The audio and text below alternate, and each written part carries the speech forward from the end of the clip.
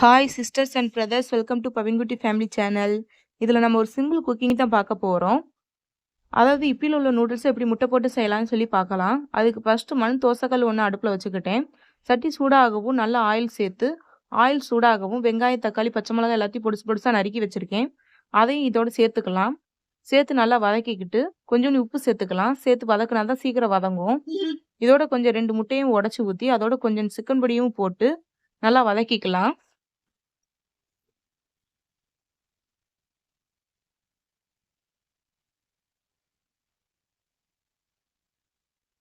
முட்டை நல்லா வதங்குற அளவுக்கு வதக்கிக்கிடலாம். நல்லா வதங்கி வந்ததுக்கப்புறம் நூடுல்ஸை வேக போட்டு எடுத்து வச்சுருக்கேன். அந்த நூடுல்ஸை இதையோட சேர்த்துக்கலாம்.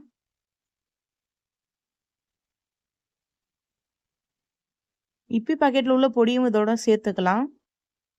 சேர்த்து நல்லா வதக்கி விட்டுக்கலாம். எல்லாமே மிக்ஸ் ஆகி வதங்குற அளவுக்கு நல்லா கிண்டி விடணும்.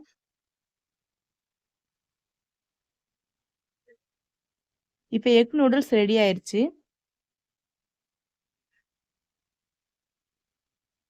இதோட கொஞ்சம் மல்லி செடி இருந்தால் அதையும் சேர்த்துக்கலாம். நல்லா இருக்கும். உதிரி உதிரியாக சூப்பராக இருக்குது. நீங்களும் ட்ரை பண்ணி பாருங்கள்.